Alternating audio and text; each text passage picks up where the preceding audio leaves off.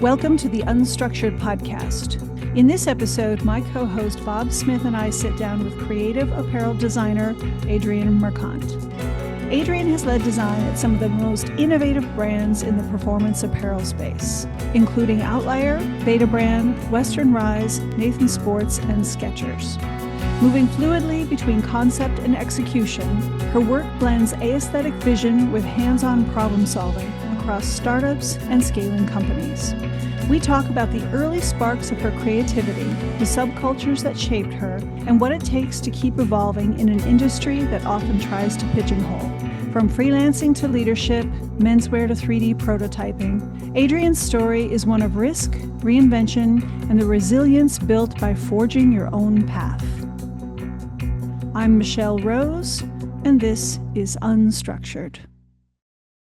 Welcome. Glad to have you here. And on that side of the interviewing, you've done some things for Struktur where you've run some panels and some talks and stuff. And now we get to talk to you and ask you a bunch of questions.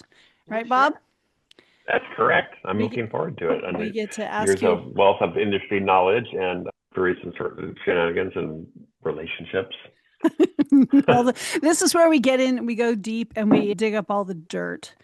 Yeah. And no, we edit out. And no, I don't know. I've had some people come to tears on my podcast in good ways. I didn't make them cry. That doesn't sound good, does it? It's not hard to bring Bob to tears. Because he's very passionate and emotional. But we're not here to talk about Bob. We're here to talk about you. And it's funny because when I was doing the outline for this, and I had all of these, we've talked a couple times about what we wanted to talk about today.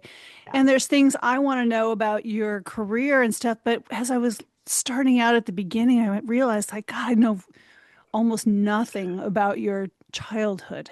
And where, like, how you got started, where did all this creative stuff, because you got a really strong, really fun and playful personality, and all of the stuff that you collect, a bunch of it's behind you right there too, and all the things that you love, you are very clear, but it makes me think, well, where did that come from? How did that start? And I don't know how far back that goes. So I want to start there. What do you think? It goes all the way back to birth. If I had some more time to prepare, I would show you the one iconic picture, the Adrienne version of the Bob Smith photo, but I have to go dig it out of my parents' house. But I'm like sitting on the sofa with a striped shirt, and I think it has like a number 9 on it, and I've got suspenders. And I have one shoe off. Right, because I got one shoe off because that was something I was very insistent upon, because there was like this nursery rhyme about diddle diddle dumpling, like my son John. Yep. One shoe off, one shoe on, and my dad's name was John, so I always wanted to have one shoe off. Right? Yeah. Yes. So, well, I think you could dig that up and we could put it into the promo for the podcast. Yeah, we need to dig that up. Yeah. And I think it would go very nicely with Bob's childhood photo of him on the big wheel. Yeah. Then you guys. Oh, right. Well, yeah. So when it goes pretty far back, and you can just imagine what that kid was like with the one shoe off and one shoe on, and I had some when I was very young. We lived in South Carolina, and I had these neighbors. They were awesome. Their names were Nellie and Garrett, and they were Dutch. They were from the Netherlands, and they had windmills on their lawn, and they had a strawberry garden, right? Yes. And they used to give me candy, and I'd just go over there and hang out with Nellie in her kitchen while she chain smoked, and she'd try and give me coffee and candy. So this whole... You live next door to a miniature golf course, basically. Yeah, it sounds like it. Yeah, sure. Totally. Yeah. It sounds like fun. Was it fun? Did you clearly were afraid of them? Oh, no, they were great. Yeah. That's it. Yeah. So how did that influence you, do you think, to some of the things you love today? I always had a sense of playfulness and adventure, right? And so for better or worse. And I think that's how I ended up just loving all that. Where I am. Here. Well, was that like in the suburbs, or what kind of area did you live in?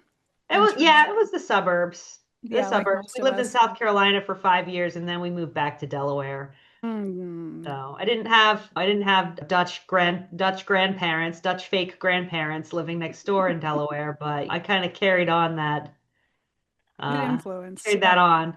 Yeah. So then what were you Yeah. interested in then once you kind of, I take it you doing grade school and in middle school and all that good stuff in Delaware. Yeah. What did you love to do? Yeah, always very creative, like arts and crafts. And my mom was a seamstress herself. So Mm, the sewing and things came in at a pretty young age. Like we would make like little felt stuffed animals on the sewing machine, like my brother and I. And totally. she taught us how to like cut patterns out and sew them together. Like when we're pretty young, like first or second grade, right? So Yeah. always, so there was always like creativity and like art classes and sewing were always kind of present. Did you guys do the kind of like the color, I call them color forms, right? Where you cut out the felt and you can kind of stick little figures on other felt. Do you remember that, Bob? Do you remember doing any of Oh, well, color that? forms with the little plastic stick down things. Yeah. That's right. Those were Uh, plastic, but we did, Yeah. that was right. plastic, but the felt was that. Maybe you're just referring to just felt art Yeah, or yeah, because something. I'm not. because when you Yeah. talk about making felt stuff like animals and things, it made me think of making felt art that my mother still has and I still see. I did like Wow. little pictures of my grandmother or my grandfather and said grandpa or grandma on the felt. And Yeah. Well, it was the Yeah. golden age of arts and crafts, as you Yeah. yeah. estate sale will tell you. Not today. Like, Right, yeah. right, right. So then when did you start making clothes? I want to ask that because I had to start doing that at a young age because I couldn't, my parents wouldn't buy me everything I wanted. So I had to sew early. When did The you? Yeah. Well, nerve. the nerve. Yeah. I Well, like know. I said, first or second grade. Well, I that's mean, earlier than me. yeah. I definitely think those early projects were probably very heavily supplemented by my mom's efforts, but yeah. Nice. Yes. And so then what were some of your favorite things that you like to make at that age? If like I'm talking clothing for yourself or Oh. dolls or anything like when you first started to make clothes. Yeah, yeah. Um, Well, at that early, it was really, like I said, we would make little stuffed animals, like we kind of mhm. get on the machine and sew those up. But it was kind of more about picking out like cool fabrics at the fabric store, right? Like, Mhm. Yeah. oh, like I can't find shorts with like zebras on them. Let's make zebra shorts or, Totally. right? Like, Totally. oh, look at these cool like cartoon dinosaurs. Let's make like a cool cartoon dinosaur outfit, Yeah. right? Yeah. So Yeah. just stuff like that. I don't, and of course, because it was like homemade and it was like the 80s, it was always like pretty dorky, but Did you ever make jams? Do you remember jams? Any I of you guys remember remember Shorts. jams. that? I don't know if the shorts I was making would be considered I think jams, those were but boys' things, right? Jams. yeah. I just remember working in a fabric store and all these moms would come in and be like, I need to get some fabric to make some jams for my son or something. Jams. That's what they called them. But yeah, yeah. So how did that lead into like what you decided to do later on, like study at school and stuff? Because I was looking at your education and you studied art history first. Yeah. So, yeah, I think so definitely the sewing started pretty early on, but like in high school with the whole idea of subculture and being, say, like goth or being, let's say, like a raver, like I started making my own clothes because you could go to a store and buy those clothes, but they were like very expensive. Mhm. So it was like probably in high school that like I started sewing things that I actually wore and sewing like a lot of them. Yep. Interesting. Were you a raver or goth? Yes, that's Yes. what I made Okay. most of the clothes for. Like early in high school, I was probably more of a goth. I And see it. so, I see it. you can find that stuff, right? That's kind of like you can always find like black clothes, right? We just Black lost stocking. Bob. You said black clothes and Bob just disappeared. Well, I don't know. Did he lean on the wrong button or I think he something? might have. I'm, but I can't even hear him, so I know he's Hold completely on gone. a second. Okay. Hold on a second.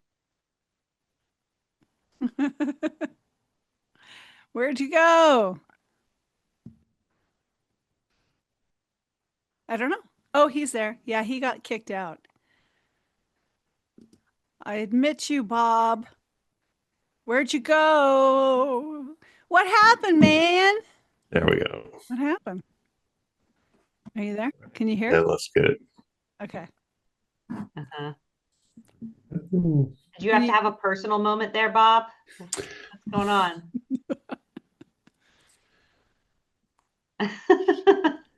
Don't say a word. Yeah. What's going on? You okay there, buddy? There we go. Okay, good. Did you buy? We could hear you. Oh, What happened? I had to call IT. This setup here is a little wonky. Um, I kicked the plug to the laptop and it Don't touch anything. shut it off. No, I'm not, oh my God, I can't move. Oh, you I'm got, frozen. did you get too excited?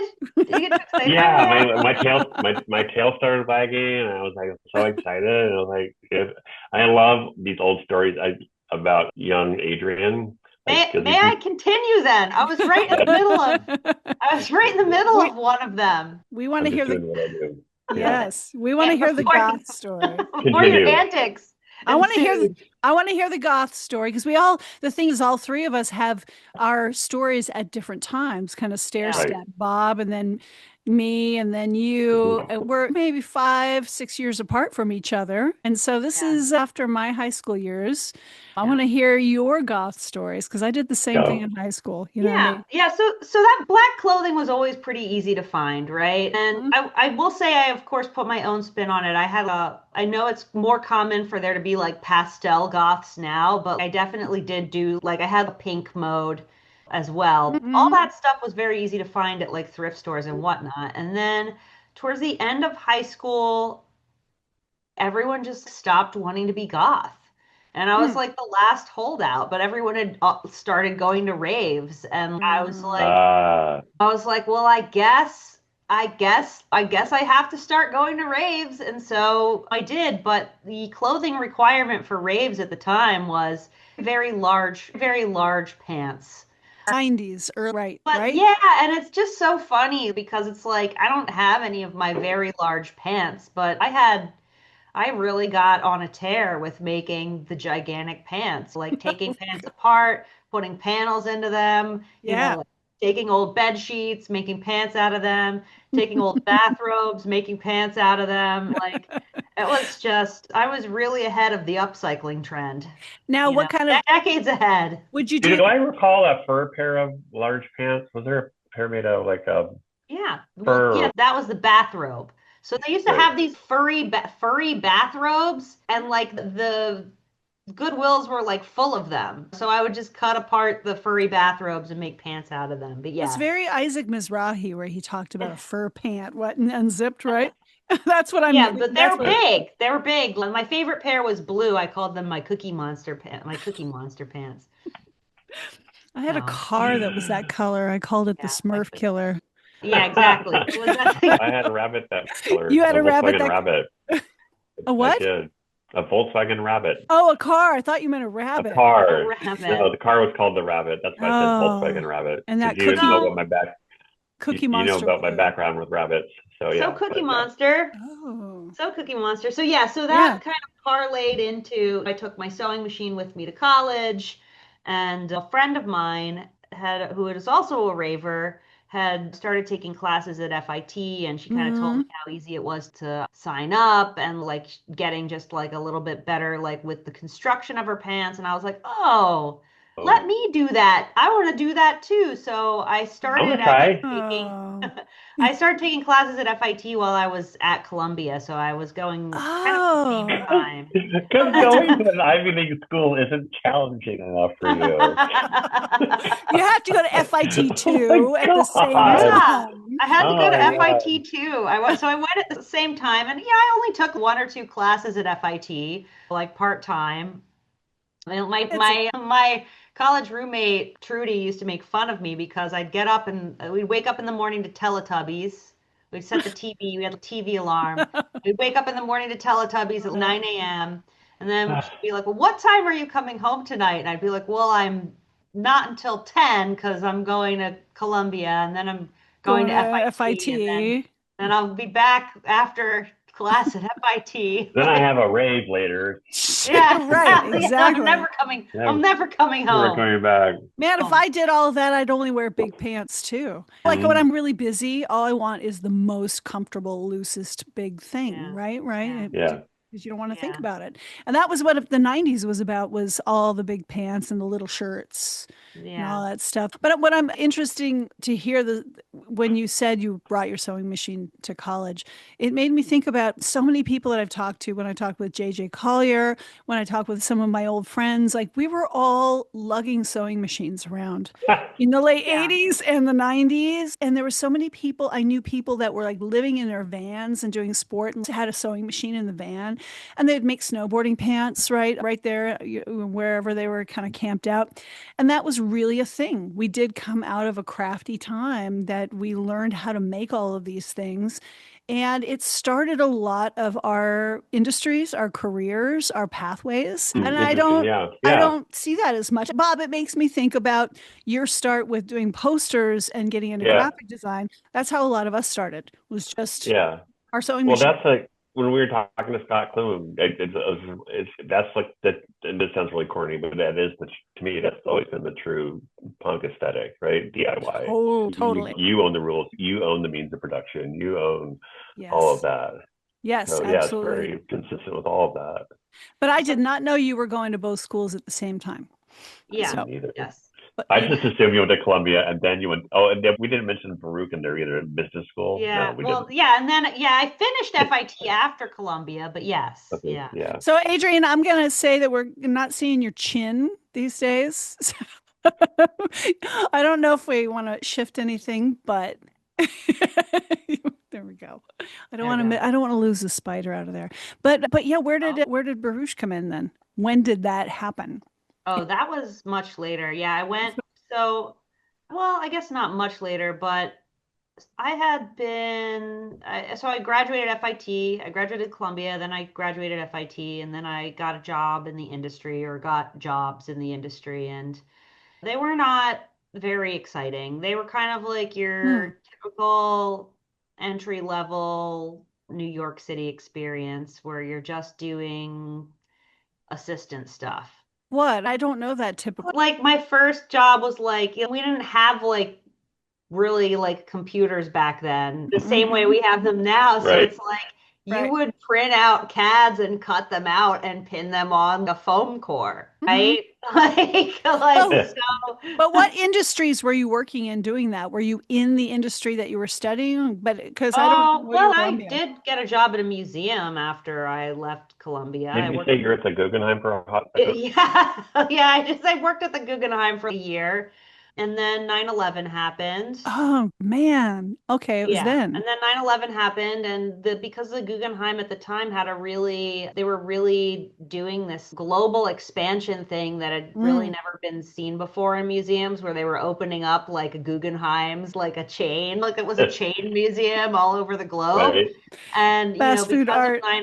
Because of 9/11, they had to kind of put a stop to that or dial it back because the restrictions around shipping art were kind of made it like impossible, if that makes sense. Not impossible, but right, instead of a registrar flying on a plane with a work of art, it was like a registrar getting in like a 18-wheeler truck or something and like riding with a truck driver. And so that was the solve for the United States, right? Because they had this Guggenheim Las Vegas they were building. I don't know if you remember that.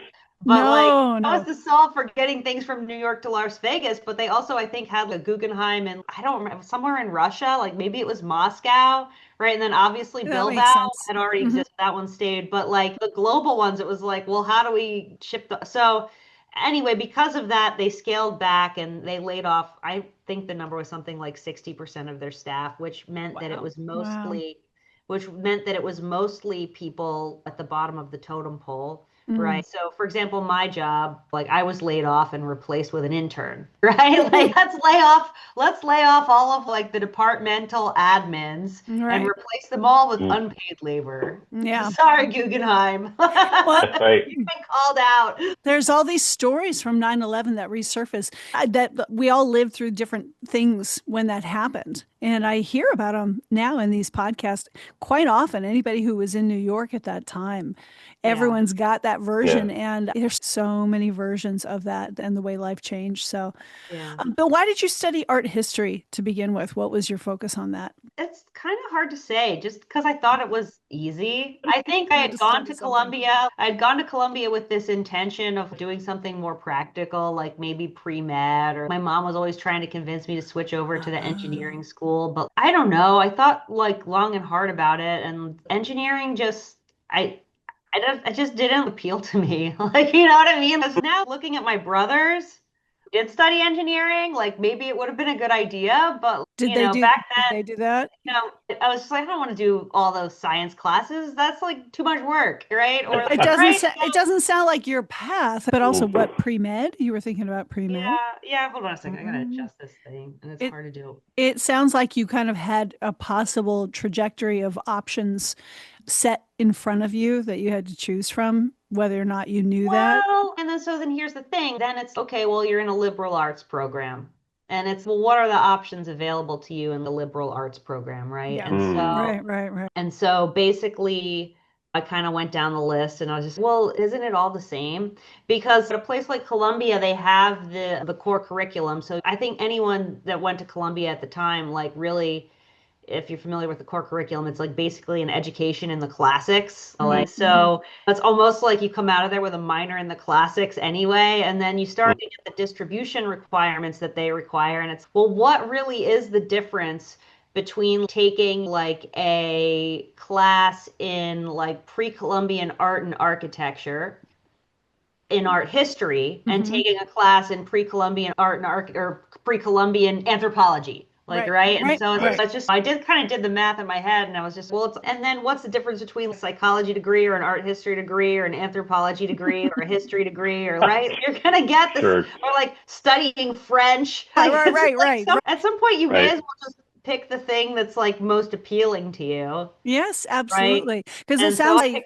oh, go I ahead. picked art history, right? With the Yeah. intention of going to work in a museum and then kind Okay. of being confronted with the harsh reality that like actually fashion designers make more money than art historians Yeah. Nobody tells you that until you or actually. even art conservators. So I was working in the art conservation department and I was like the admin and I had access to the budget and I was just like looking at like the salaries that these people with like multiple PhDs were making and I was like, "Oh my God. Oh, Wow, I could be making this as like an entry level apparel designer." yeah. And Yeah. when you talk about Yeah. Right. engineering, I was looking at some of the salaries for architects because there's a lot of architectural Mm-hmm. draftsmen and stuff drafting, and my family have done that engineering as well. And I had thought about that as a secondary career later on, and I was like, oh my God, architects don't make that much money. In Really. Yeah. comparison to where we have been at the time and the industry we were working in. So Yeah. yeah, and I had no Interesting. idea. Nobody told me that until I was actually in the industry and had some Yeah. good coaching or like you said, visibility to the books, right?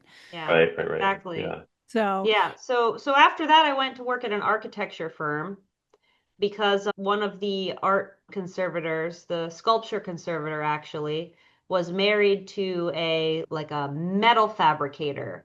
And he mm, did these like interior, like the best I can explain it is he did these like interior like metal structures like for people's like lofts and things. And he had some architect friends that had to lay off their entire staff mm, until the point where it was just the husband and the wife working there when I started. And they were like, well, we could use like an office manager, like somebody that could just, you know, Yeah. just do whatever Do all because the it's things. just us. Yeah. So, yeah. so I started working there. And yeah, Yeah. that first project there was like cataloging all the damage that had been done to the esplanades Wow. during 9/11 in Battery Park City, all of the Wow. dislodged stonework Yeah. and like lampposts and things because they had been, I guess, bringing boats up for evacuation and like tying them ad hoc to the Esplanade or something. Oh, Like, but I was Oh just man, like, geez. right. So Wow. it was for insurance basically, right? God, Yeah. Because they had Yeah. gotten the contract during doing, I guess, like the analysis of all the damage for the insurance companies or something like that. And Yeah. it's like So the yeah. minutia of war. Like it's like we're gonna Well, catalog I'm all just this. totally. telling you, you know, like Totally. people complain about recession and all this impacting Yeah, their career. And I think like it's very interesting to have graduated from college in 2001 in New York right. Yeah. City. In New York City, Absolutely. Absolutely. Because then yes, you're right there, and suddenly everything about what you're doing is all focused on what just happened. That right? yeah, huge wound, that gaping. yeah, So, yeah. So I worked there for a couple of years. And then, yeah, I got a job like in the fashion industry. I worked at Victoria's Secret for a little while. I worked at a sleepwear company for a little while. I worked at a private label sweater and cut and sew knit company for a little while. And I think the kind of the work it was not that exciting, you know, mm, I think at that level. And one skill that I picked up at the architecture firm was bookkeeping. And I had well, I'll tell this story because it's funny, but I had noticed that the architecture firm was in like a loft in downtown New York, and it was a kind of a communal space. So they had a pretty well-known architectural photographer that they shared the space with. They had an artist that they shared the space with, and they had another architecture firm that they shared the space with. And I had noticed this woman like coming and going, and she was very mysterious. She had an eye patch, Oh, perfect, ooh, like a totally. pirate, perfect. and she kind of came and went. And so this was at the other architecture firm. I was like, who is that? Who's that woman that just comes and goes? What does she do? What does she do Yeah. for you guys? And they were like, oh, that's our freelance bookkeeper. And I was like, freelance bookkeeper, eh? Like, how Mm, much do you pay her? Like, right? They were like, so they told me, right? And then I was like, wow, that's double what I make. How and interesting. she looks so Hmm, cool and mysterious. I was right? like, how interesting. I was like, I do a lot of bookkeeping myself. I'll have to look into this. Hmm. So I just, Wow. much to the chagrin of the architect who had hired me, went off and decided to start doing like freelance bookkeeping. And Wow. some of the architects that she worked with hired me. And Oh, well, she kind of had a reputation for being not the most organized person, but she was really well known in the architectural community in New York. it was And that so, patch. It's that patch. Like it's probably the patch, right? It's the It's eye the patch, mystery, the right? no, not the mystery. bookkeeper, my boss. Oh, So, oh, so, Oh, right, if you want to talk about who my client base was, to who I just went off and started doing bookkeeping for, was like all the other architects with their independent practices oh. because they knew my Okay. boss and she had a reputation and they were like, well, if she can keep her organized, like Got it. certainly, oh my um, God, that's so good. Wow. That certainly is, you can help me out, right? yeah. That was one of those, like, that's a career trajectory that you probably wouldn't have done this if you had not Who- seen this mysterious woman with an eye patch, right? You wouldn't have Right? Exactly, asked. exactly. If I had not seen this mysterious woman with If the you eye hadn't seen patch Mata Hari, coming you and wouldn't have been a going bookkeeper. and inquired about her, like, Yes, but that's be curious, ask questions. Who's Right? and also there's something to be said for being interesting, like the woman with the eye patch, and yeah, no, I Right. wouldn't. I mean, inspiring I probably people. wouldn't have asked about her if she didn't Right, have an eye patch. No, I right. would definitely wouldn't have. And I No, know that shit is perhaps the idea of being a freelance bookkeeper wouldn't have seemed so cool and mysterious. exactly. without the eye Right. patch, She didn't have an right? eye patch, Yeah. right? And I Yeah. know Didn't it's you a work for the disability, Mass but like Brothers? she Wait, made it look cool. what So Right? anyway, what did you just ask, Bob? Well, I know you did. I can't remember how you did it. How did you wind up working for the Mass Brothers? For the well, it's word of mouth, right? The chocolate people. So basically, I started doing freelance bookkeeping. And my first clients were other architects. And then people sort of started recommending me. And yeah, I kept doing freelance bookkeeping even while I was working these other jobs in the fashion industry. I'd get my little key to the office. Again, coming and going as I pleased, like a mysterious woman, Right. like the Yeah. mysterious bookkeeping woman. I didn't have an eye patch, but whatever. I was just trying to You carry had on the big pants. tradition. You have big pants, right? Big No, not at this pants. point. No big Oh, pants. okay. I on a bicycle probably because how else are you going to get to all these places? But That yeah, so just independence. kind of coming and going and doing my bookkeeping and doing my fashion work oh, well, the Mass Brothers were just, I guess I had applied for a job at Nuka, the watch company, Oh, right. and one of the minority owners of Nuka at the time was the cousin of the Mass Brothers. So he recommended me to them. Yeah. I don't know who these brothers are. They're chocolate makers. They're kind of they were chocolate makers. Oh. They don't make They're chocolate. infamous. Brooklyn chocolate makers. Oh. Yeah. I Yeah, didn't. there's a long weird list of people that I've done bookkeeping for. Tom Brown's old former publicist, the Mass Brothers, Nuka, the watch company. They made these kind of crazy watches that had like I had one. non-traditional timekeeping interfaces because my reputation was that I was a bookkeeper who worked with creatives, Mhm. right? I was a bookkeeper who, Oh, oh, makes sense right? And now. Yeah, yeah, so yeah, there were, yeah. in general, they were small companies, like less than 10, let's say less than 10 people for most of them. I guess Mass Brothers was a little bit bigger than that. But my reputation was that I worked with creatives and would speak in a language that they understood and would approach the Yep. numeric component of their business with a certain level of understanding, like, right, not treating you like you're stupid because you don't understand numbers, right? Yeah, Like, yeah. Well, yeah, therein also identifying that working with creatives is a certain kind of breed of understanding. yeah. But Yeah. So yeah, almost a shadow career where you're yeah. like the creative, but you're kind of working around, you're getting whatever work you can and wherever you can fall into. So, what Yeah. cool experience. And Yeah, right. so, yeah, and so I did that while I was working in fashion. And then eventually I just kind of decided, hey, maybe I'm just going to do this instead of doing fashion because I think at Hmm. like the entry level and the like kind of associate level, like a lot of these jobs are not that exciting.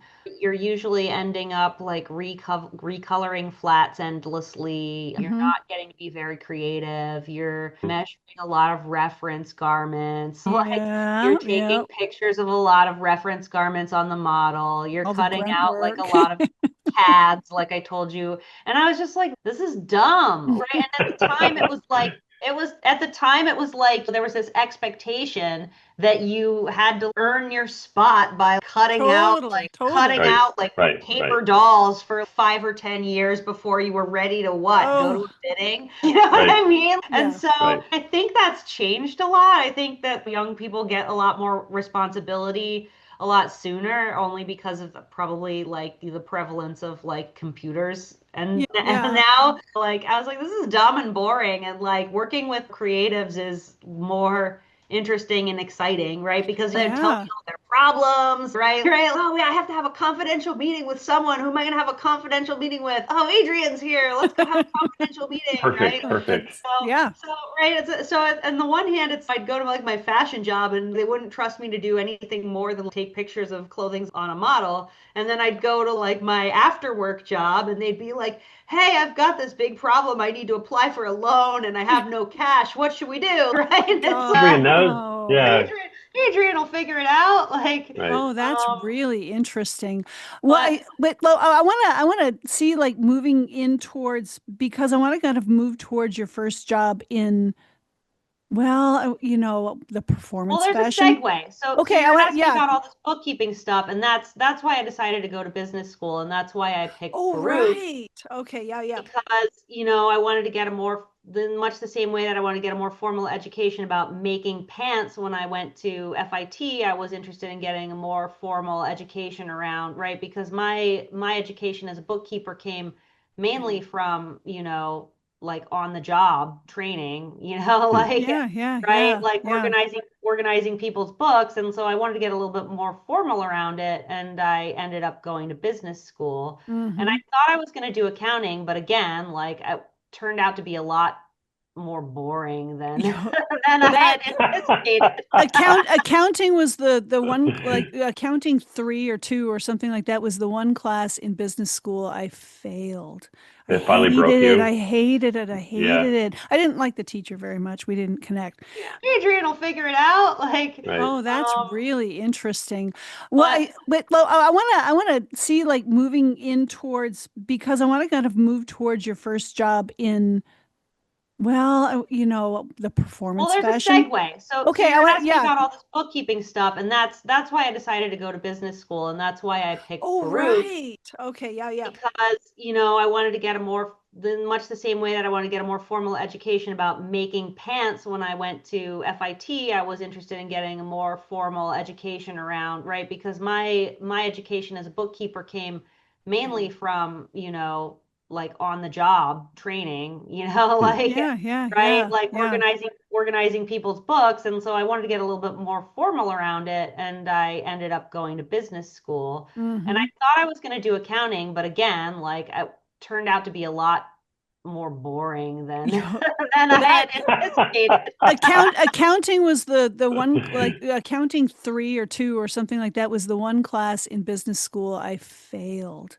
I It finally broke hated it. you. I hated it. I Yeah, hated it. I didn't like the teacher very much. We didn't connect. Yeah. huge. But yeah, So Yeah. it's I hard. dropped accounting. I was in accounting and I was taking one accounting class and I was like, this is dumb. So I dropped it. And they had like a pretty interesting entrepreneurship program at Baruch. And Mm, they also had a small business development corporation office. So they had, and I don't know if you're familiar with it, but basically like the SBDC has these offices that provide like counseling, like free counseling services to like small businesses. it's like And at the SBA, right? yeah, and so because they were in like inside of the building that Baruch was in, they Mm, employed a lot of Baruch graduate students and some undergrads, but mostly graduate students to do things like cash flow projections and helping small business owners mhm. apply for loans and one-on-one small business counseling. And it was like kind of available to everyone. So I Yeah. switched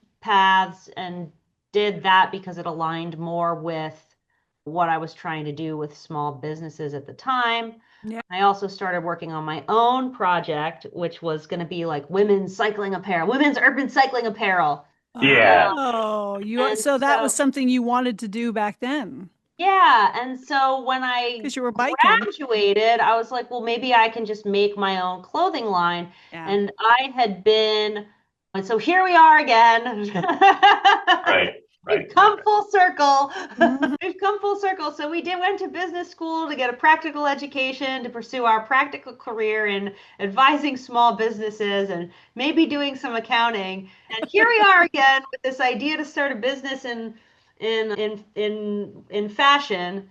And I had been on the like fixed gear bike forum, right? Again, another subculture there. And Abe and Tyler from Outlier basically had started Outlier using that forum as a resource to kind of test their first pair of pants, their first shirt, because Um, they were initially Oh started wow. as a cycling clothing company. yep. And my friends kept saying to me, you should go talk to Abe. You should go talk to Abe because he's done the same thing. He'll have some advice for you.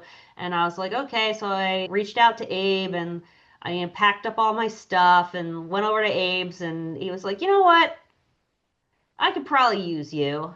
He's like, how about instead of starting your own business, you come work for us? And I was like, okay, right. You just add it as like another one of your like freelance clients, and you can start working for Right. us, and you can just go to all of our factories in the garment district, and then you'll know all the factories in the garment district. And Hmm. and Wow. so here we are right back again Wow. at the beginning. So Right. I said, okay, how about I try it out for a couple weeks and then we'll see how I like it. And so Wow. Wow. And what year was this? 2005, 7? 2010, 10, 2010. 2010. Okay, that would Yeah. be about right. Bob, when did you hear? Because I have that other perspective of when Outlier popped up on the scene. I think Right. in 2010, I was at the North Face and I had kind of my business background. I was a bike commuter, and so cycling was really big. And when Mm, Outlier came out, it was really People in our roles really picked up on it. We're like, and you know what I mean? Like we'd bring it up yeah. on our boards and show it to people. When did you hear about it? Well, it was around that same time. Was it the Levi commute line? Was that around the same time? Yeah. Levi's Was it commute. Let's was it kind the same time? of. Yeah. I think there Yes. was something. I think that's when it came onto my radar because that's when like cycling started, and being in Portland, it's a huge cycling community. I started seeing it all around. Now I had only been gone from Nike for a few years at that time, and even at Nike, they were trying out this concept of like urban utility. Yep. That's what they called it, right? And that's when Errolson Hughes was like so I feel like it was all part of that milieu, so to speak, all these different brands. But yeah, that was just before I started at New Balance too. So Okay. I Yep. was very hyper aware of all that. Yeah, That was yeah. 2010. Yeah. Outlier was a huge, and I bought a lot of the pants for my ex-husband at that time too. And they had women's. I remember trying to get into the women's, much harder to do.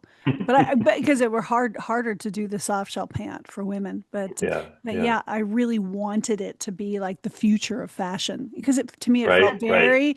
to me it We was all very did. much the indication of this is where fashion is going. Yeah. Why isn't everything made out of performance fabrics? Yeah. And Right. so that was kind of the beginning of it for a lot of people. So I felt that, the same way about baggy pants in the early 2000s, though. So you can be wrong twice. No, just kidding. Right. but I think it's the same thing. It's like trying to change something so that we Sure, can be yeah. more active, right? We can Yeah. be more comfortable. So, Yeah. but go ahead. Yeah, I want to hear a little bit more into how did that shape you, or what were your experiences there, and how did that push you? Because not you're full-fledged into fashion. And Yeah. So well, for me that was the job that made apparel interesting again. Like it wasn't by design. The way Abe ran his business was intended not to really have anything in common with a traditional apparel model because I think he recognized that it was flawed, right? So he approached it from wanting to solve a lot of these problems in apparel differently than had Mhm. been done in the past, right? And Yeah.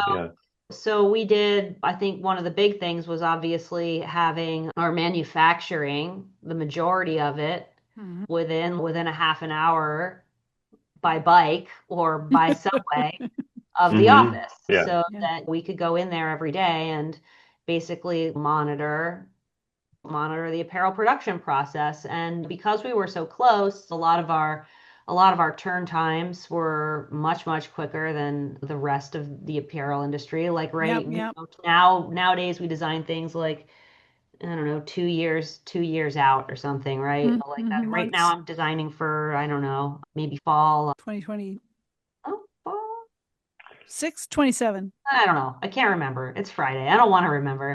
But like we're designing a year or two Yeah. out.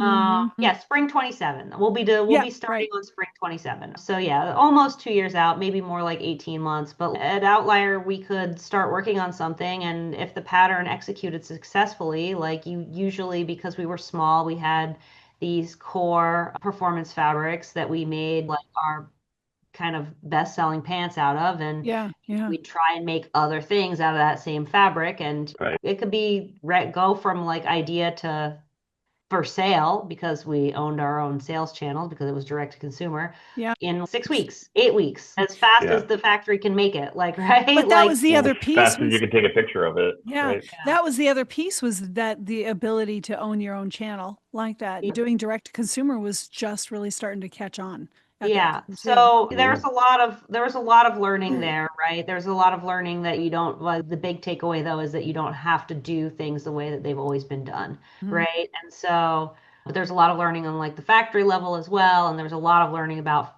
fabric, following Abe and Mhm. Tyler around to all the different performance Yeah. fabric vendors and things like that. And so, yeah, definitely that was, again, the job that kind of made apparel interesting for me again. And it was at that point in time that I decided to pursue another lesser degree because our factory kept like basically doing these like really horrendous things. Like they weren't updating our patterns, and very early on, right? Very early on in the start, like they weren't updating the patterns properly. They were doing some very strange things like to make the garments work like on the machines. And there were some things that were coming out like that were just like, how did this get this way? And it turns out that I decided that it would be good for me to have all fashion designers have some education in pattern making. They don't necessarily have a pattern making degree. So I went back and got like a pattern making certification. And the unfortunate thing is that we throw the word certification around. Like you can get a certification for doing something for an hour now, but it was like, I got one on LinkedIn last week.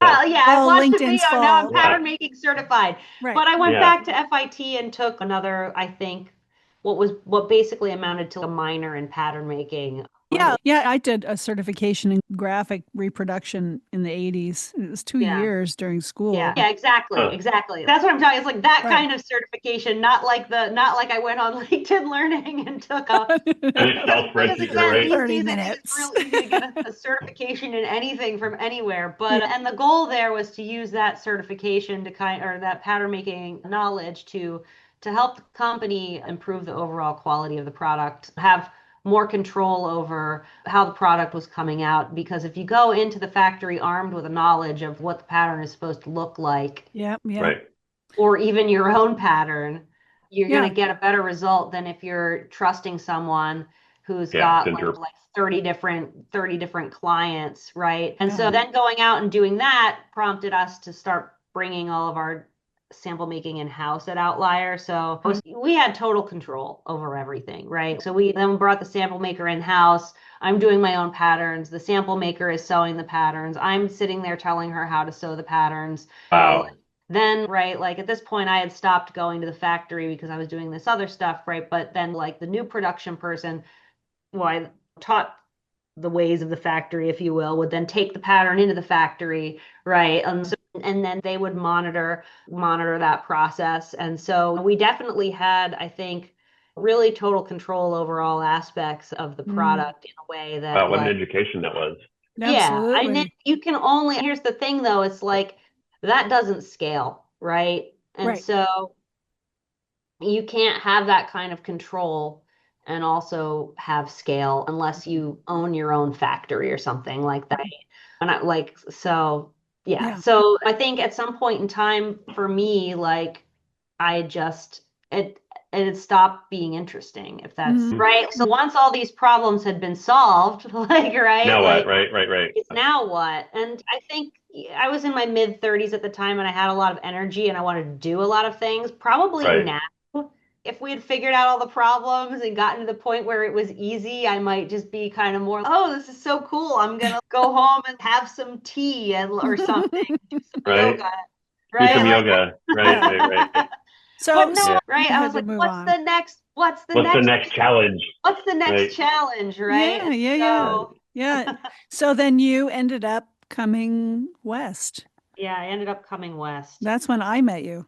Yeah, that's when you met me. After what felt like a breakup when I left that job, right? What felt like a very traumatic breakup when I left that job. I went to Betabrand. How long were you there? 5 years. That's 5 years. Wow. That's a long time for these jobs. Yep. Yeah.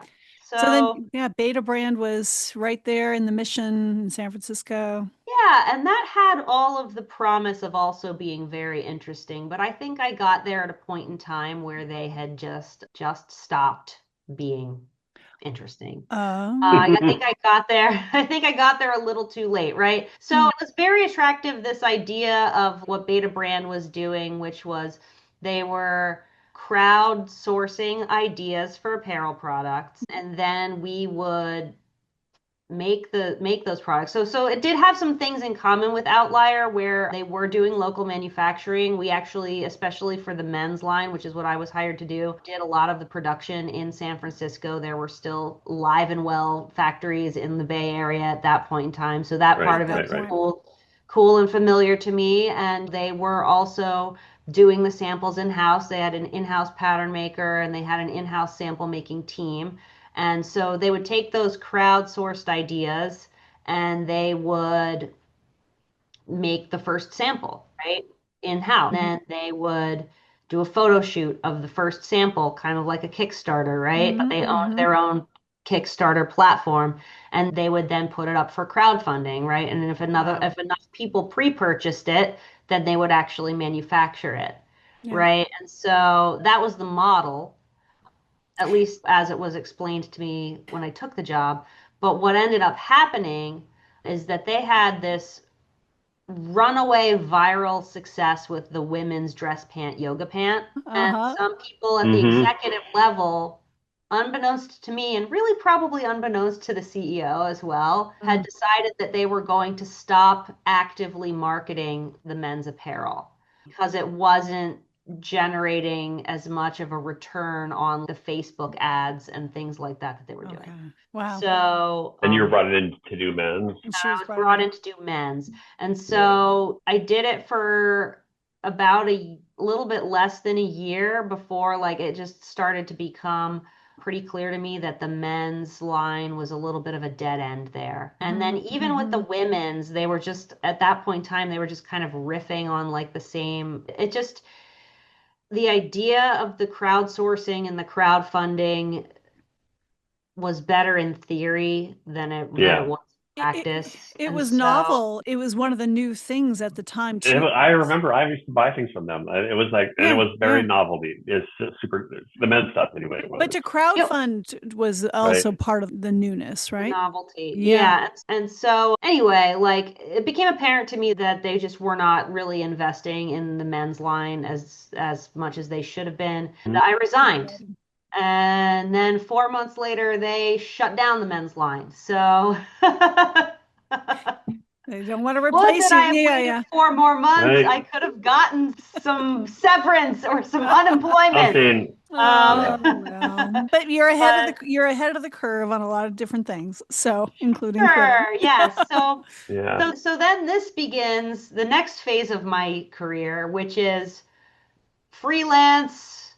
Bike and funding designer. Okay, talk about crowdfunding bike designer.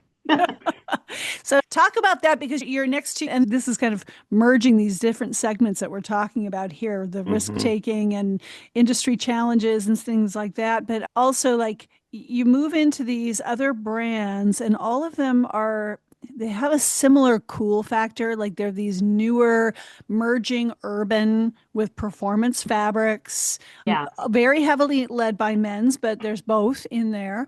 And it is these smaller brands that are paving the way for a new type of fashion that a lot of us at the big brands would look at and watch carefully because of what we were trying to do as well. But and so, well, here's the thing. So at this point in my career, I am so niche. Like, right?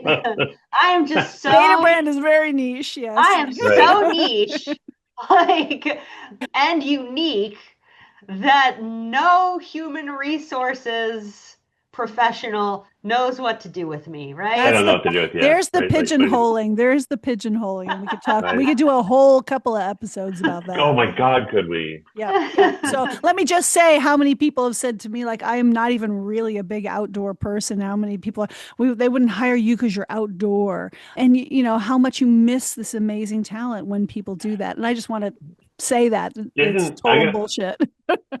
I remember someone telling Adrienne that they didn't hire her because she didn't know how to do plaids. And I was like, you're like, this is something different. I know, but what I'm saying is that how absurd is that? That's because they can't say, I don't want to hire you because you're so niche and so unique that I don't know as a manager what I would do with you. Right. But what anything you want. Why do you think I don't know. What it tells me is that they don't know how to hire the right creative individuals to see how, because you have a lot of people that you want to just hire people who know how to do something so they can slide in and do it. But true creative leadership is finding people like really good designers and really good creatives can do anything because they know how to learn how to do it and create it Right, and build exactly. things. And knowing that you need minds like that, and we're really missing that. And that's why we are so lacking in innovation right now because we don't have that leadership that is bringing in the right creative people. You cannot have people hiring designers and having creative tracks who don't know that mindset and haven't gone through the education. That's Yeah. my soapbox piece. So yeah, Right. go Right. continue. There's probably someone sitting there going, "Oh wow, this is so interesting. I would love to hire Adrienne. She sounds so great." But if I sent that person my resume, they would Oh yeah. not call me back. I know Yep. this Yep. 100% to be true. Yeah. Yeah. But yeah, so at this point, right, I'm just, well, what's the next move? And I'm obviously like networking and sending my resume out, but it's no one really knows where to slot me in. And 'cause I'm at this stage Yeah. in my career where I don't have like real corporate experience or like You don't have a real, logo on your resume.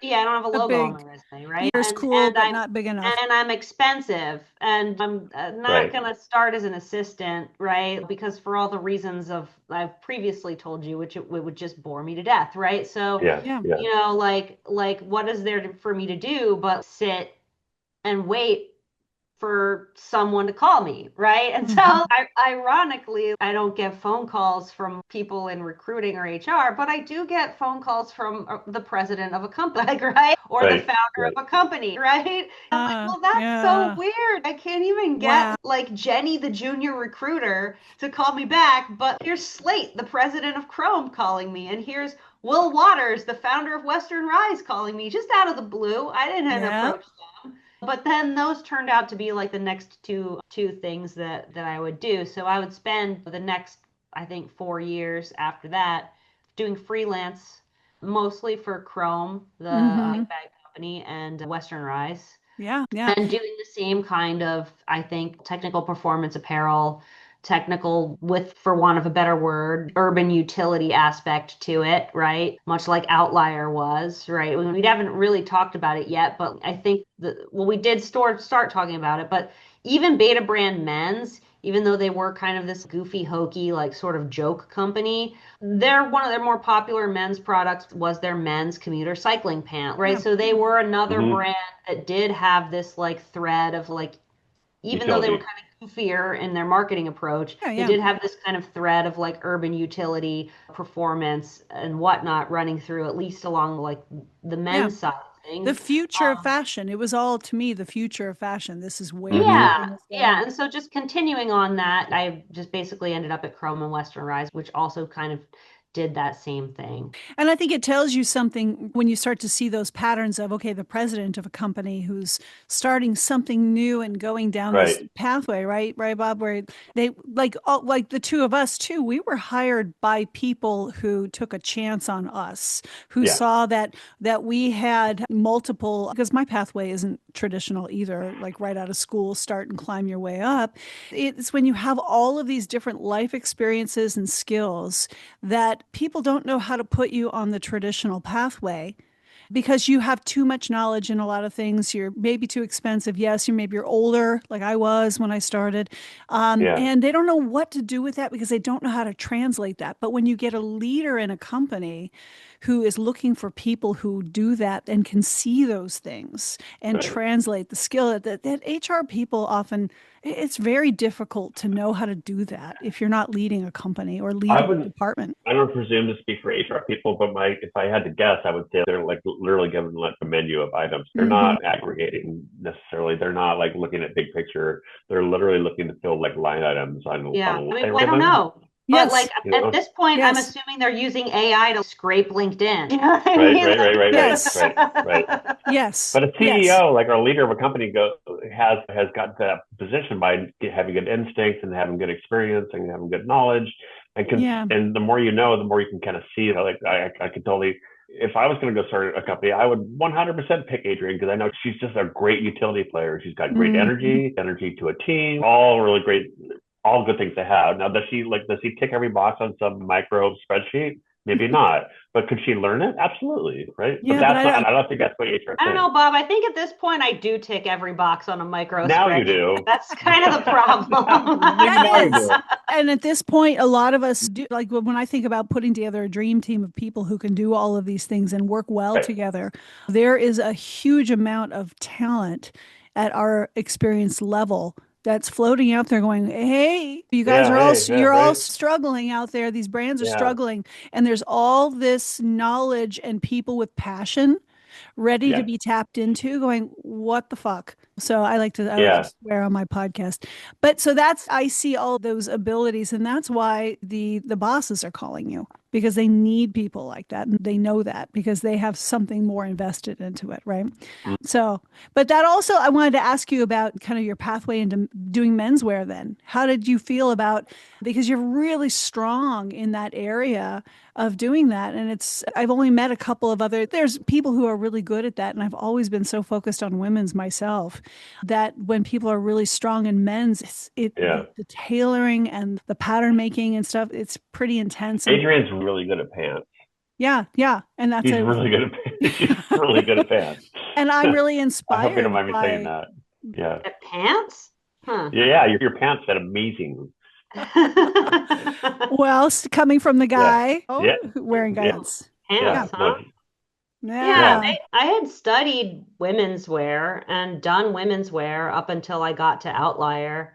There was always, I think, some mystery around menswear and some level of appeal because menswear has rules, and Yeah, I Mhm. like totally. rules. Yeah. So Well, like, with some Yeah. of those rules, how are they like? Because women's has a different whole set of stuff, and that's where working in a men's kind of focused company now myself, the understanding of women's is so different. Yeah. What about those men's rules? You don't have to go through all of them, but you can share some. well, it's you can kind of hang your hat on like a handful of like iconic styles, like no matter what area of like menswear that you're in, Yeah. right? So I'll just use like Outlier as an example where there's a very strong like military inspiration, right? So and Mhm. a lot of I think a lot of these smaller brands and probably Triple Aught included like Mhm. rely on these kind of like traditional military silhouettes, like your Yeah. bomber or your parka or your five pocket pair of pants, right? Yeah, really Those are tried and all, true, proven. yeah, they're all just tried and true. And then a lot of it is also, I call it like the copy and improve model. So you are kind of approaching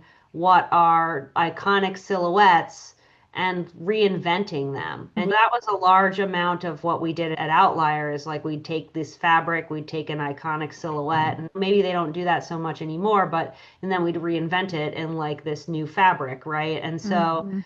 there's a lot of that goes on in menswear. Like I'll just use another like example of like rules just shifting gears entirely, right? In menswear, the inseam is the inseam. Right. It is Mhm. the inseam. Like, and it always has to be the same length. And then you start getting into these problems when you have a drop crotch, right? Because Uh-huh. the inseam always has to be a certain length. And when really you should be measuring the outseam, but it's so rulesy, right? And Right. like the waistband, like always has to be like a certain circumference, right? Like rules. Because of You don't how, have those rules in women's, right? So even now, like I go across, we asked like our men's team at my current job, asked our women's team at my current job, well, do you guys have standard inseam lengths? And they gave us a range. They were like, of course we have standard inseam lengths. It's ba ba ba da ba ba ba. And we're like, that's not a no. Like, right? Well, because in our world, it always has to be X. Like, right? Mhm. And even if there's a drop crotch, we are not allowed to change X. The pants just have to be really long, and is that or we have to because, lie. yeah, is that because men buy so much off of just those numbers, right? Like you I buy don't, off of the waist and your inseam or your length, and I don't know, but I like the rules, right? You know yeah, what I mean? Mhm. Like, perhaps the inseam is something I could get around, right? Because here's the thing, right? I mean, if we're talking about a pair of leggings here. Different fabrics have different amount of stretch. hmm So, right, like so what the women's team is saying is that we go by where it hits on her leg. Right. right? Because And you have what the different men's Or, lengths. team is right. saying is, Right. we go by the length of the fabric. Yeah. Right? I think it's Interesting. really important actually to have those conversations, because also bringing women's into a male dominated company that thinks that way. It's two different ways of thinking. That Yeah. we and it's suited to different types of people working on it, and that's what makes it successful. And I think that's really important to understand. It's almost like when my old business partner and I started Agency Aspect, and she's an industrial designer and I was an apparel designer, and we would talk about the difference in our education and how an industrial Mm-hmm. designer thinks versus an apparel designer. And then you can think about how a graphic designer thinks. But an apparel designer is thinking about putting a two-dimensional fabric over a three-dimensional shape, and industrial designers are thinking about building That from the moves. inside out. My parents were engineers, and I learned how to do a lot of drafting of Mm-hmm. industrial design too, and it's just very different ways of thinking about, yeah, that move and that have an That moves, emotional. right? And then you think Yeah. about men's and women's and the difference there. So Yeah. this is where I think about the pigeonholing thing again, or even I put on here, we're talking about pigeonholing and ageism. They're the same types of things where people start to think, well, this person is only good at this, so they're not going to be good at this. And to me, some of that is a mistake in going, well, but actually when you hire a good designer, or that mindset is somebody that usually can see things and learn how to find the information that they need. Not everybody is trained that way and can think that way. But so anyway, I'm crossing all kinds of things, but I just think that's really fascinating to think about the rules, because I don't work heavily in men's and hadn't thought about it that way. But now that Mm. I'm also buying a lot more clothes for my teenage son, I'm experiencing what you're saying too. Like Right. it's very different buying clothes for him than it is for myself. Right. Sure. You probably present him with a pair of pants that has like the 5-pocket Right. curved pocket on the front and then welts on the back, and watch him make a face. Right? Right. You just Right. don't put those kind of pockets on the back when you put the other kind of pockets on the front. There's certain Right. things that go together. Like, Yep. Yeah. Yeah. Ah, I love the rules. I love the rules. So now thinking about, you've had a bit more experience working for some bigger brands too. What are some of the differences you see in there? Because we can go into a whole bit about that in how that shifts, but also the industry is changing a lot. And you're working for these smaller brands at a time that was really popular. A lot Yeah. of them were coming up, and now since the pandemic, a lot of those brands are not specifically the ones you worked for, but a lot of brands are gone or have really struggled and had to shift. Yeah. And you have a different experience now. What are some of the shifts you've seen and learned, and industry changes and challenges you see? Yeah. No, it's funny. The brands that I worked for that were small will not, they don't know when to call it quits. With To the theirs and exception of their credit. Betabrand, maybe. Like, Shots fired. Oh, I think man. Betabrand was the crowdfunding thing. yeah, But yeah. With yeah, the exception of Betabrand, right? Like they're diehards, and that's yeah, probably, they're all still around. Hmm. yep, that's probably Yeah.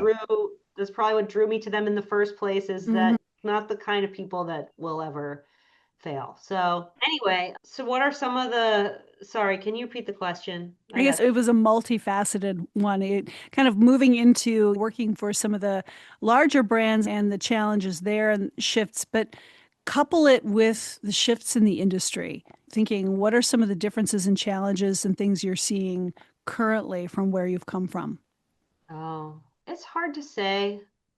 or for you personally too, just like what you're experiencing. I probably would have been able to answer this last year when I was unemployed, but Well, that's how right, fast things are I changing. had a lot more opinions back then, Yeah. but But that's how fast things are changing for right, everybody. They right. are. So they're up and down and they're shifting a lot. And yeah, yeah. So go with that.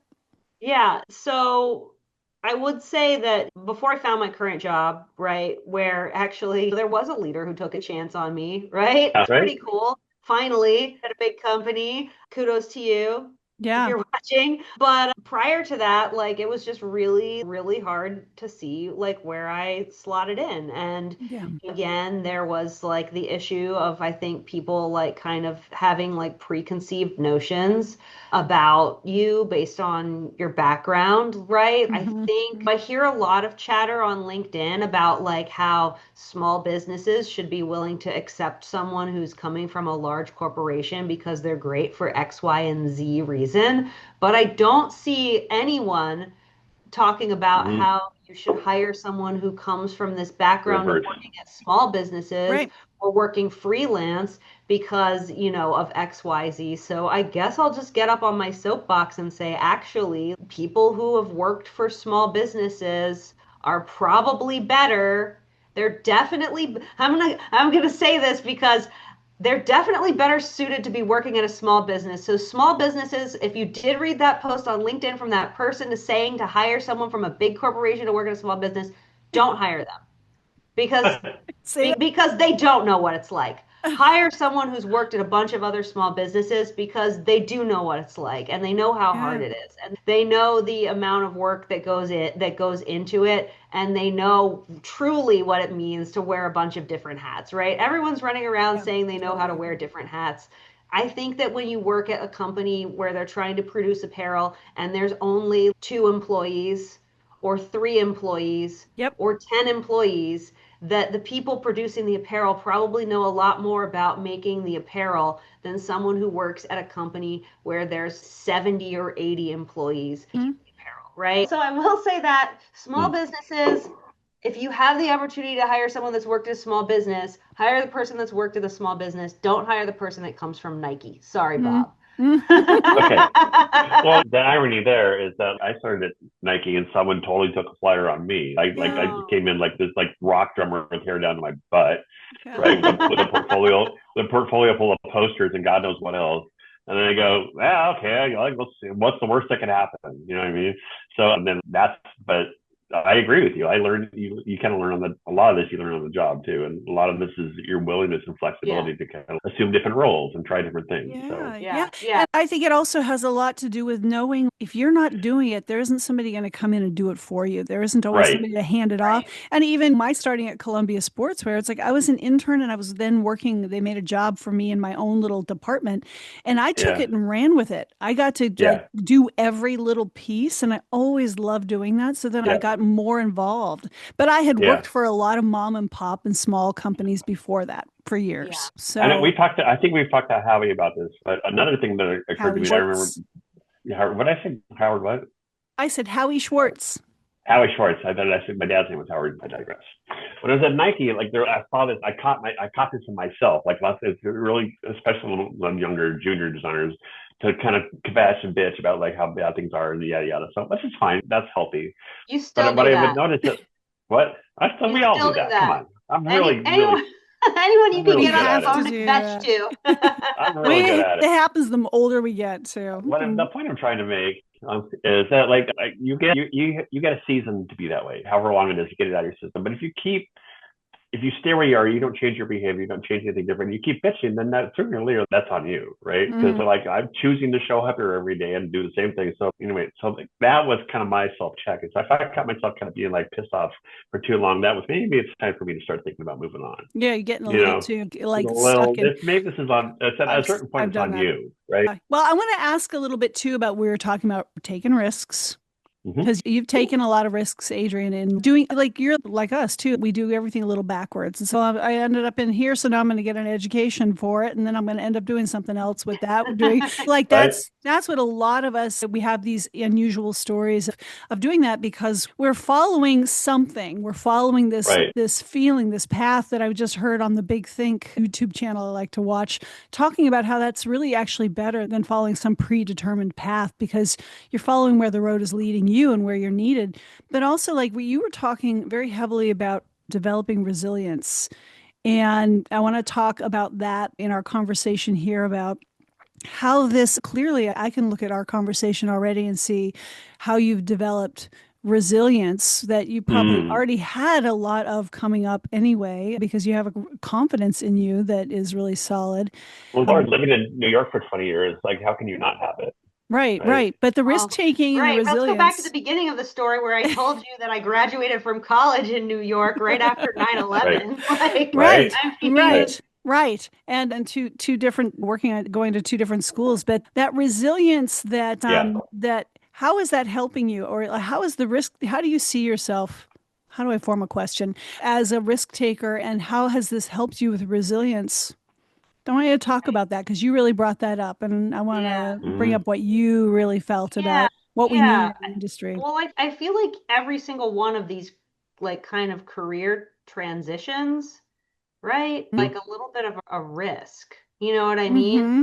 Yeah. Like Mm-hmm. from the beginning, even taking it, making the decision to go from basically my art history background, working in an architecture, I could have stayed at that architecture firm. Like Hmm. I probably would have gone to grad school for like urban planning or something, and I'd still Yeah. be doing that. I could have done that, but there Mm-hmm. was part of me that was curious, right, about Interesting. Right. apparel, right? And so Right. like I took the risk of going into apparel, and then I took the risk of going to business school, and I took the risk of moving across the country to go work at Betabrand. And what's weird is that like each one of these transitions seem to be accompanied by some sort of education, right? Yeah. Yeah. Or Yeah. prompted some additional learning.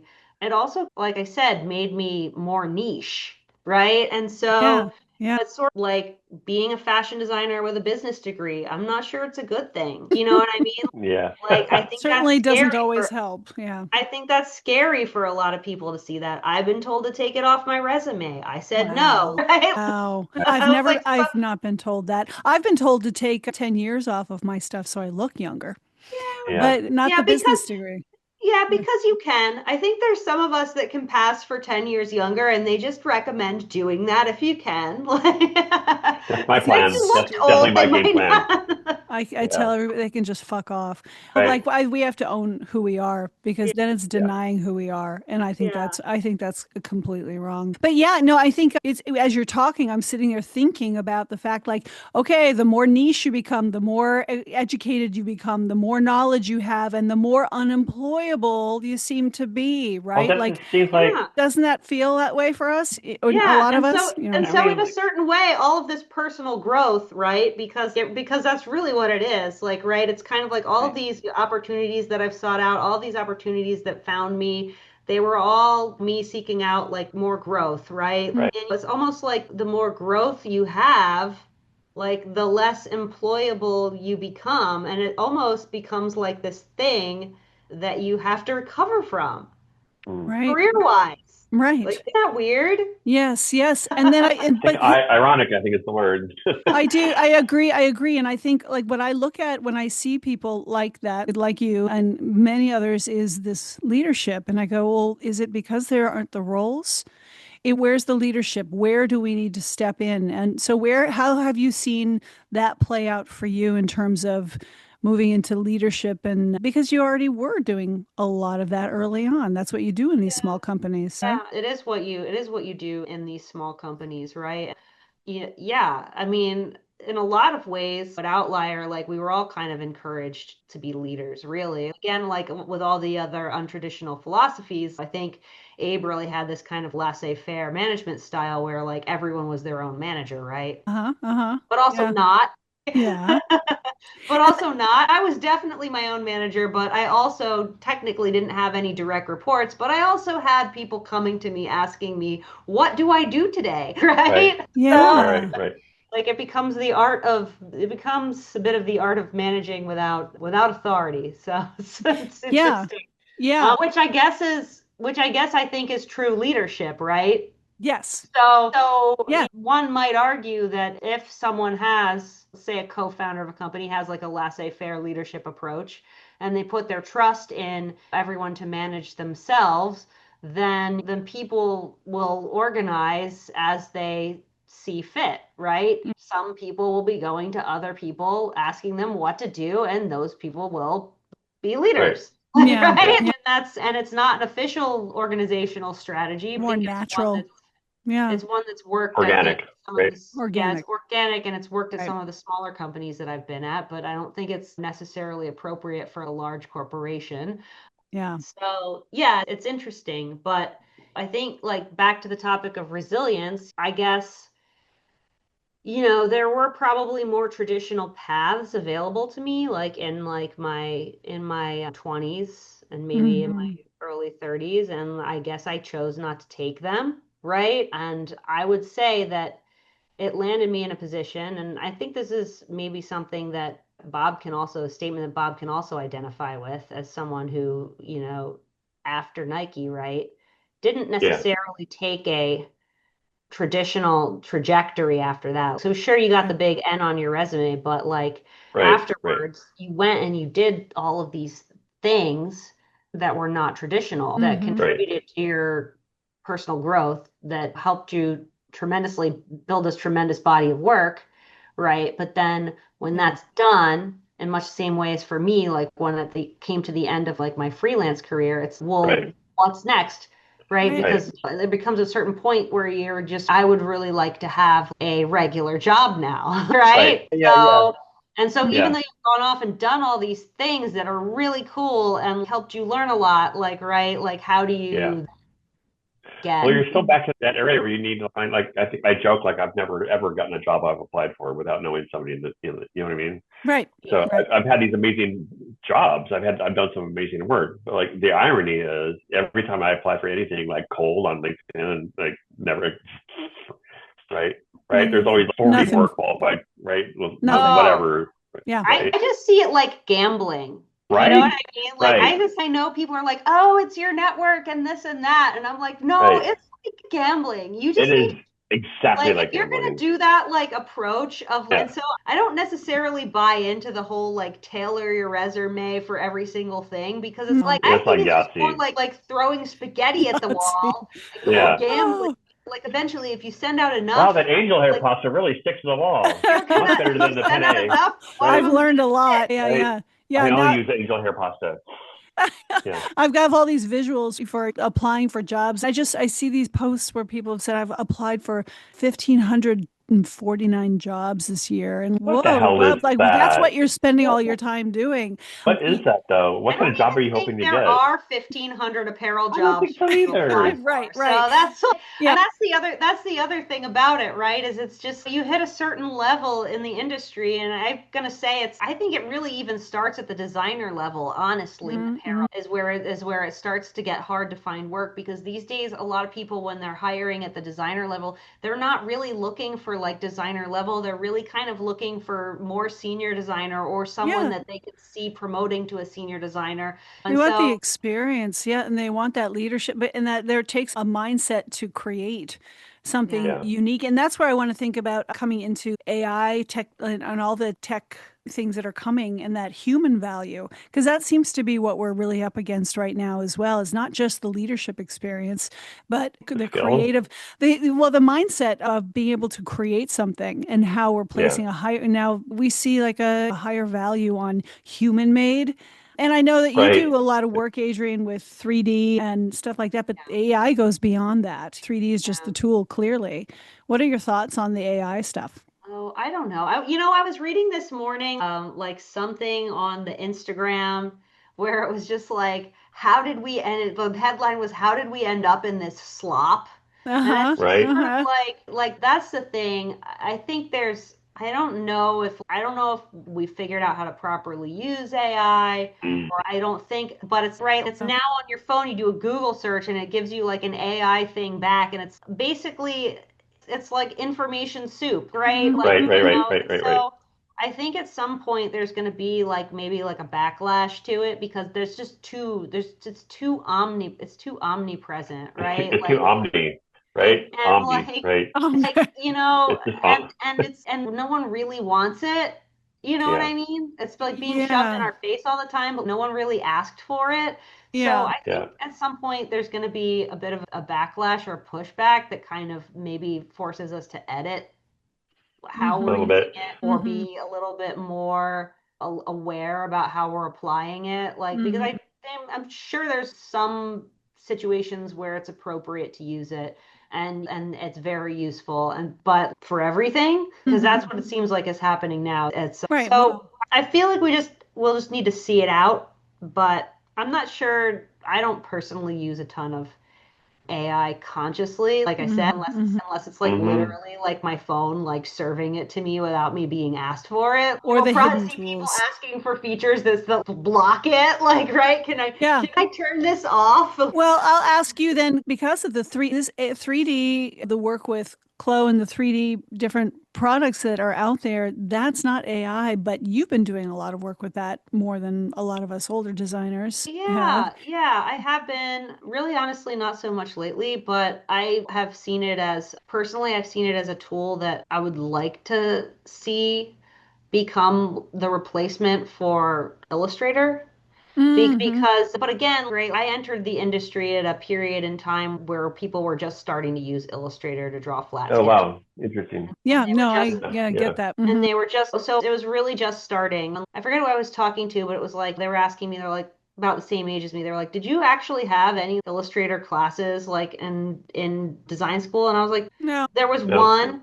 And I had taught myself how to use Illustrator at the architecture firm because we had Mm-hmm. all these programs available to us there. And so Yeah. Yeah. I'd already known how to use it and was already using it. And by the time I'd gotten to the point where I needed to take that class, the information that was being taught in it was like so basic that it wasn't useful, Yep. Right. Yep. Yep. right? Yeah. Well, I learned it So, at Kinko's for crying out loud. I yeah, mean, yeah. I learned it so, from Sam. I learned it from him when he yeah. was doing web design. So Yeah. Yeah. So again, I like it was at a point where it was largely self-taught, and I think yeah. there's a in the industry now, right? At least with the people I work with, even the people that are like I want to say in their late 20s and early 30s, the most of the 3D knowledge is self-taught or Mm. like Mm-hmm. learned online through like self-paced courses, and in the same way that like Illustrator or whatnot, most people were coming to their jobs with self-taught knowledge in the, I Hmm. want to say Hmm. late 90s, early 2000s. Yep. So I kind of Exactly. see a parallel there.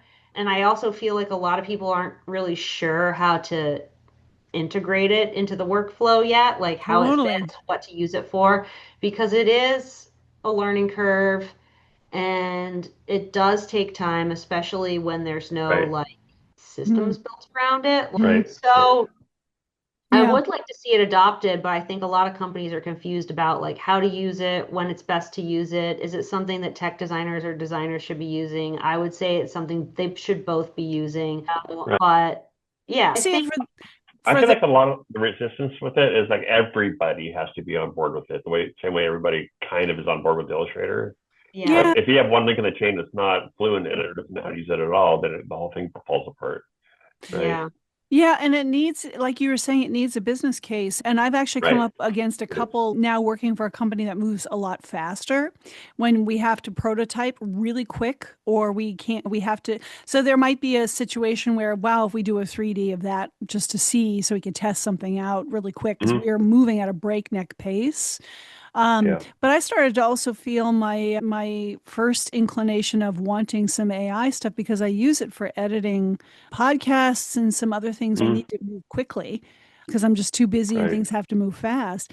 Was I found myself doing Illustrator text sketches going, oh, this is where I want to have an AI program Right. where I can just tell it, do this from this sketch right here with all of these line Right. weights exactly how I want and pull a detailed sketch out of this and this Right. so Right. that I don't have to redraw all of that and copy paste and blah, blah, blah.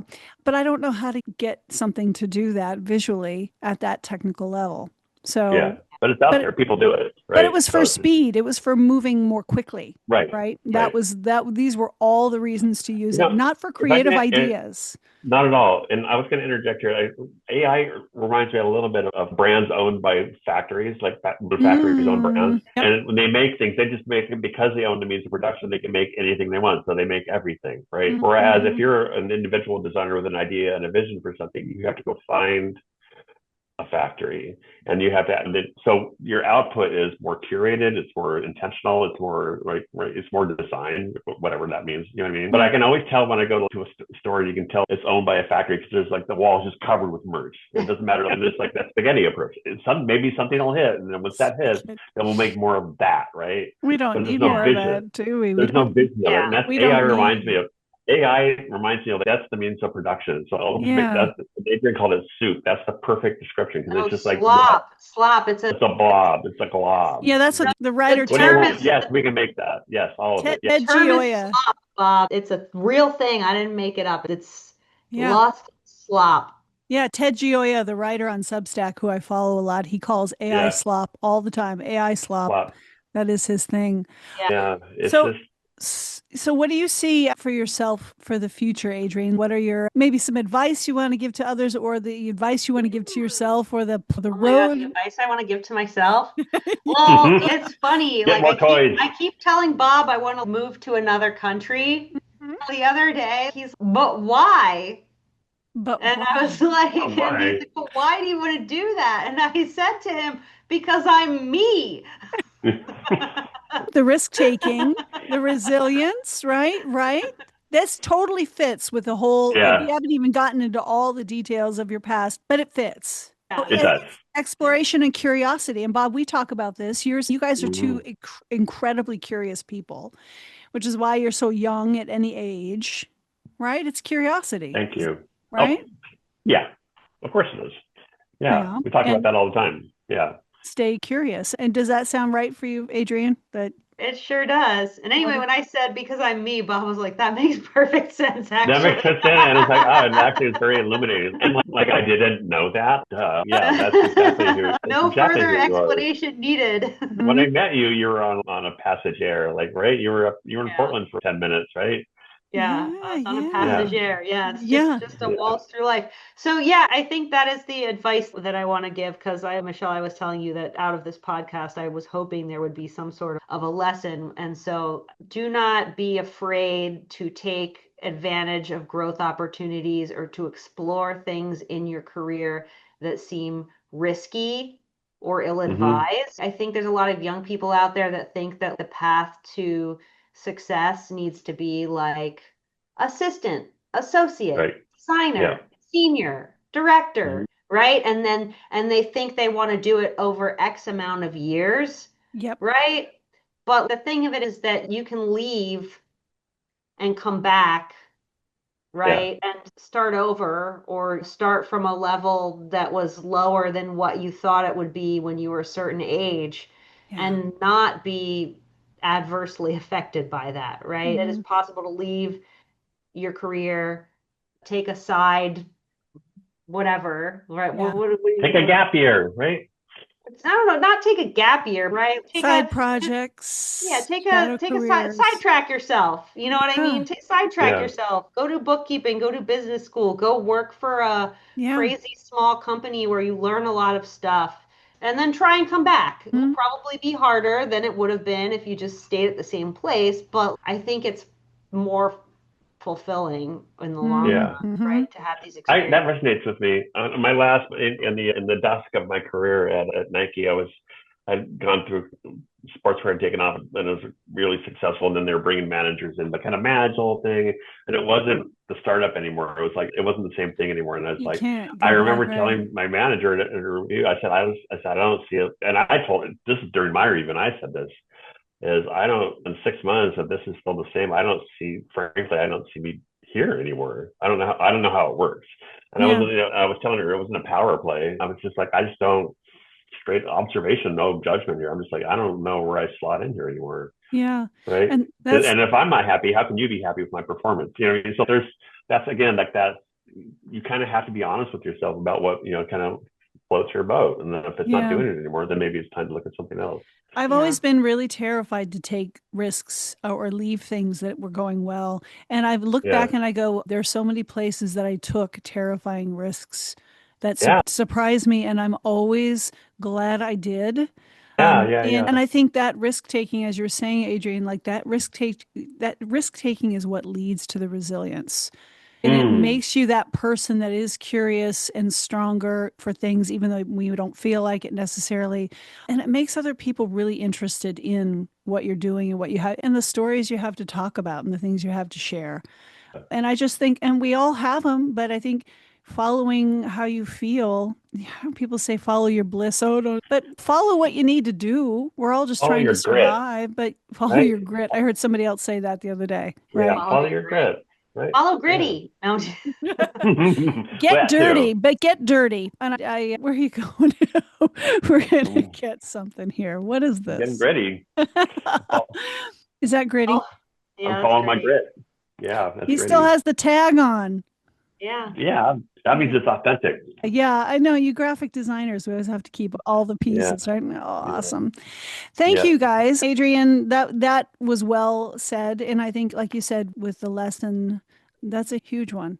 And I think we're just in the middle of our journey because we're just stopping here to talk about it as we go into the next piece. Don't stop believing. Yep. Oh my God. We can't say that anymore. It's MAGA You said coded. journey. Oh, sorry.